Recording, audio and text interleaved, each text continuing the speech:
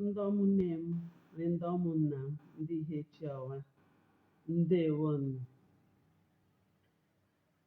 Efa m bụ Comfort Ọlamma Agwu. Abụ m onye Ụmụzọmgbọ ihechiowa. Obi dị m ọtụọ ịbịara ọgbakọ ọnwa mmiri nye ka ịtatụrụ. Ọka dị anya ewebasara m ọgbakọ ọnwa. Ije agụ ya ri izuụka nke bekee. Ọ bụrụla ebe izuụka isii. Ejekwa m ha basa. Dr. Woma nyele m ọrụ m arụrụ. Eka juru ọ bụ m sịkwalụ ihechiowa bụ nka ndị nlele ọ dị ha dị. Abịa m rụ ya arụ. Rime nnọọ hụ isiokwu anyị taa dị mbụ n'olu bekee. Empowering the ihechiowa youth through guidance counseling for career selection. By way of introduction, I want to say it is very essential for individuals or members of a community to have a diversified footing on the scheme of things in our today's world. And this can only be achieved if the people are properly guided on how to optimally channel their innate abilities and talents towards skill-related jobs.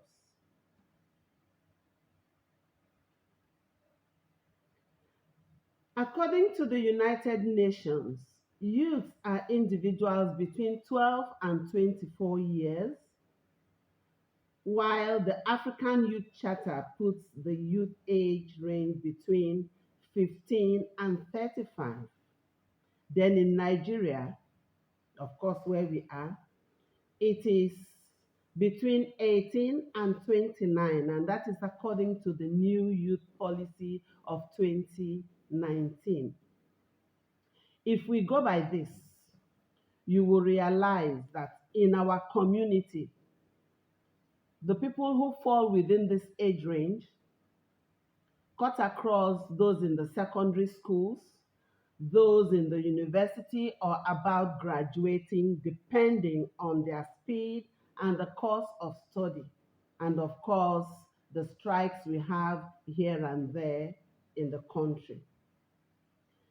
It does not also exclude graduates, job seekers, even those who could not make it to school within that age. They found themselves in various trades. They are also included in this group because they are classified as youths, as long as they fall within the age ranges I have mentioned. My brethren, in the early days, we all know, ihechiowa youths, we did not have the opportunity to have experienced and widely exposed people to provide us the needed guidance. And so our very intelligent and talented elites ended up as teachers who never attained their full potentials in other fields of endeavors, because what was open to them as soon as you graduate, either from the secondary school or the university, you go and become a teacher or a preacher, because they had preachers all around. Those who did not go to school, they became farmers or traders, and others ventured into some other vocations, howbeit unguided. In ihechiowa, as it stands today, the successful businessmen have become the envy of our youths when they see them come back maybe during the Christmas or festive periods with posh cars, looking better than the educated, those who went to school and are into formal white-collar jobs. They rather envy these people because they want to get rich quick, and going to school becomes a long process.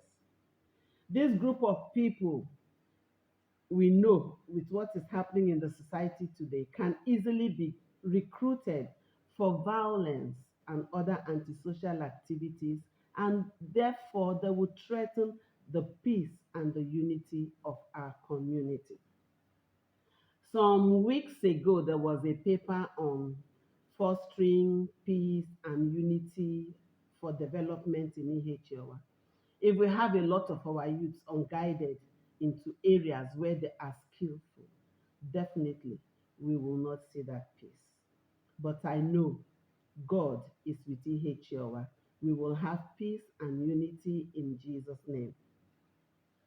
However, things have changed and we know better. Therefore, I believe the essence of this presentation, as conceived by the leaders of this forum, is to bring to fore the shortcomings of the past and, of course, with a view to redressing them for the future. So I'll just go straight and give us one definition of guidance and counseling. Britannica.com defines guidance and counseling as the process of helping individuals discover and develop their educational, vocational, and psychological potentials, and thereby to achieve an optimal level of personal happiness and social usefulness. In the topic is empowerment. So, what is empowerment? Empowerment, according to the Oxford Dictionary, is to make someone stronger and more confident, especially in controlling their life and claiming their rights. It goes without saying that guidance counseling is a tool for empowerment. We want to look at some benefits and relevance of guidance counseling. Guidance counseling, foremost, is designed to facilitate achievements, improve behavior, and help individuals to develop mentally and socially. Its benefits, therefore, include but not limited to the following. It gives the individual confidence in decision-making process, leading to self-acceptance and greater self-esteem. It provides one the ability to change self-defeating habits and develop positive feelings with others in the community. It provides information on available careers and opportunities for career selection for those in the school system. It enables the individual set goals and work effectively towards achieving them. It enables students to discover their skills, interests, and personality types. Properly guided individuals will constitute a reservoir of dynamism for stable development of the community through guidance counseling.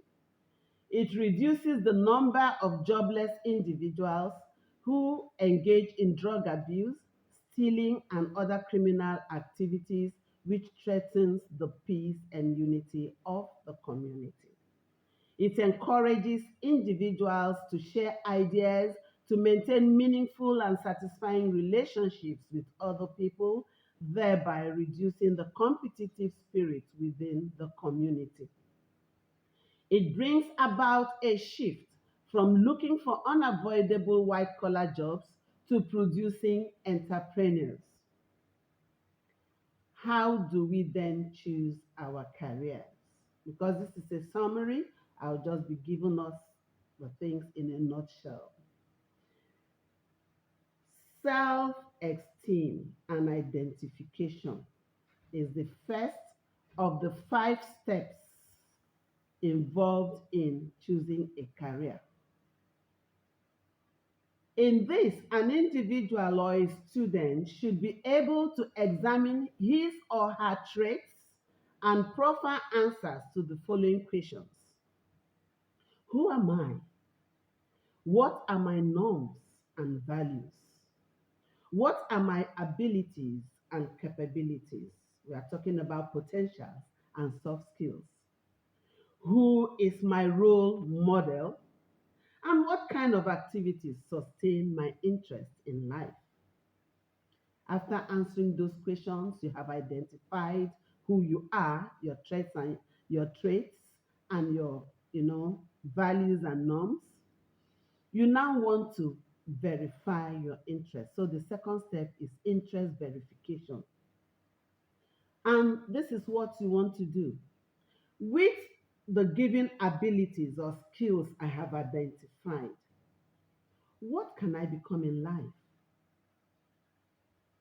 At this stage, you may need to do a SWOT analysis. That's look at your strengths, your weaknesses, the opportunities that are available to you, and the threats you may face in the future.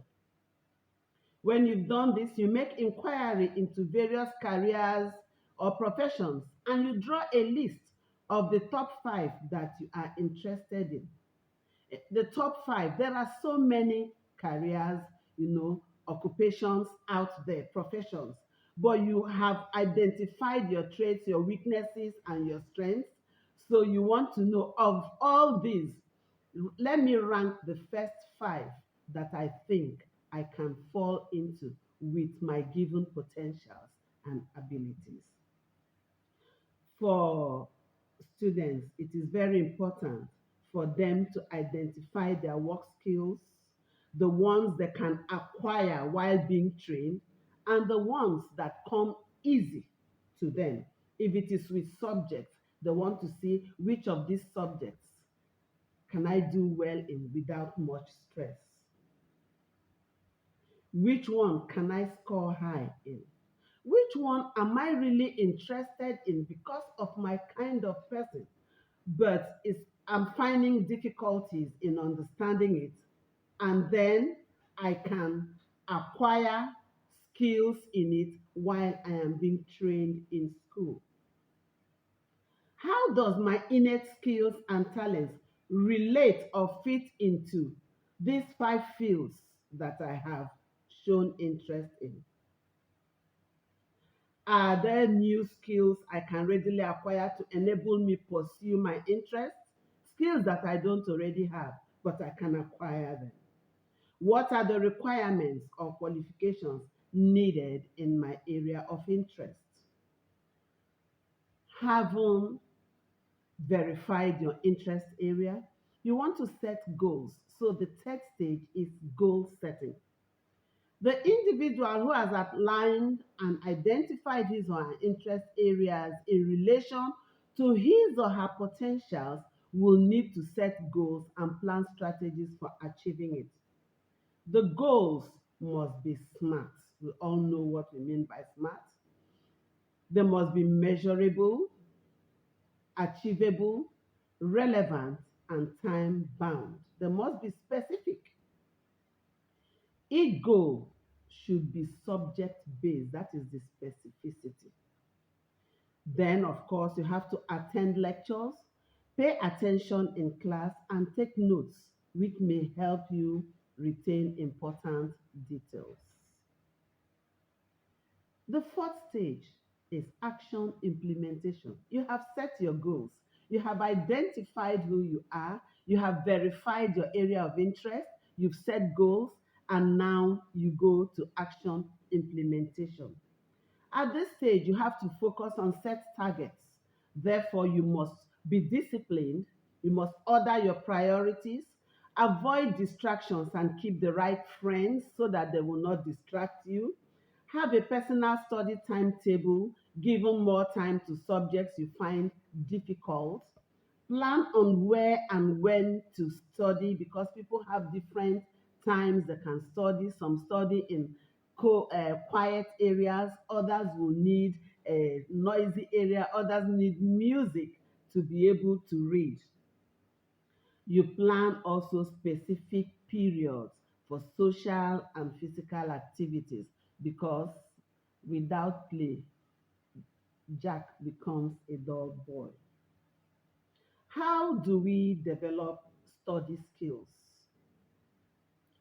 Firstly, as soon as you finish a topic in class, you want to read about it from other sources, perhaps textbooks, and these days you can even go to Google and check out your lessons that has been taught and get more information. You also need to do your assignments properly. And I also advise that while you read, you make mind maps on the topics, that is illustrations. You might form mnemonics, you make mind maps, you put the topic in the center, and the other aspects of it, you make branches and write them.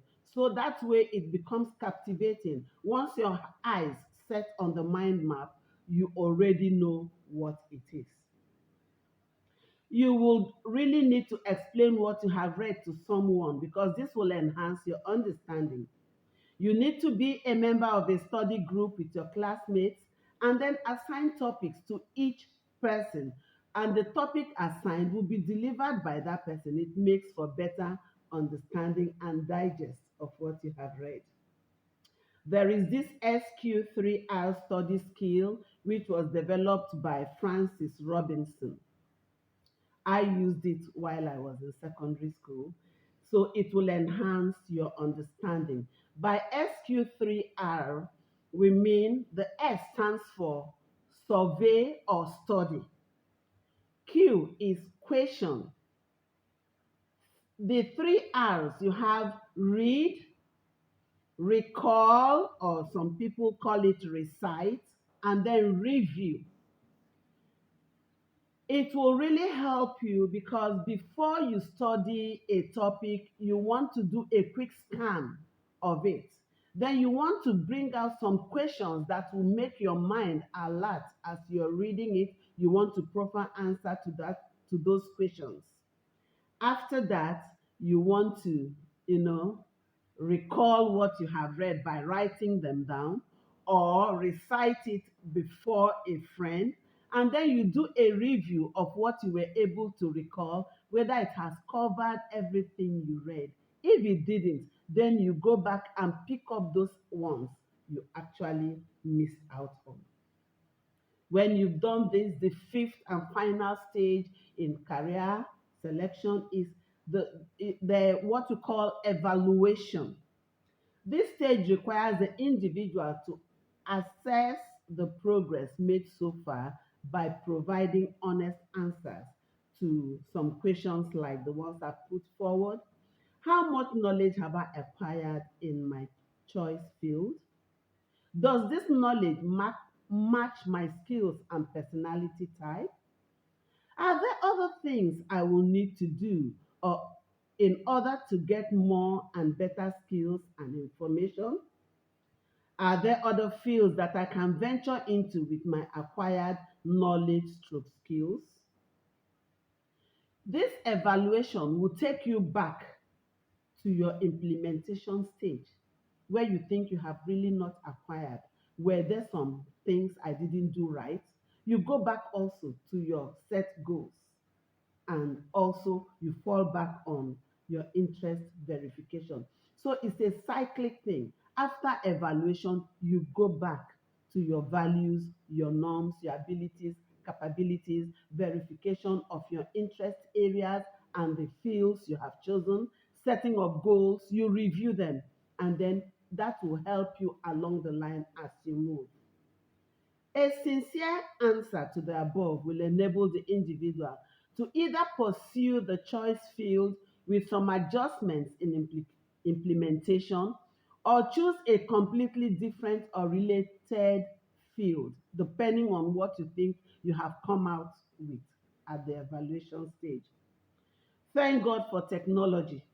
These days, you can avail yourselves of various self assessment tools, personality and career tools, personality, how it relates to careers. You can get all this online at minimal or at no cost. For instance, if you're someone who cannot communicate effectively, or you are not a sanguine or a choleric, you can't do well in marketing. Just an example. Summarily, proper guidance into career selection is actually the underpinning to the achievement of one's full potential towards self actualization. My people, I want to make the following recommendations to help our youths. Since this forum has come up, you know, it is coming up not just to be there, rather, it is to develop our community. And as such, we all have to get involved. So I have the following recommendations for us. For a way forward, we have to identify secondary school dropouts and those who could not make it beyond secondary schools in the various villages in ihechiowa, because we will not only handle those in school, those who dropped out, we also have to guide them into proper vocations. Secondly, we have to liaise with IDU because the Scholars Forum cannot go it alone. We have to liaise with IDU to encourage our businessmen and those in various trades to come around and enlighten our youths who fall in category one above.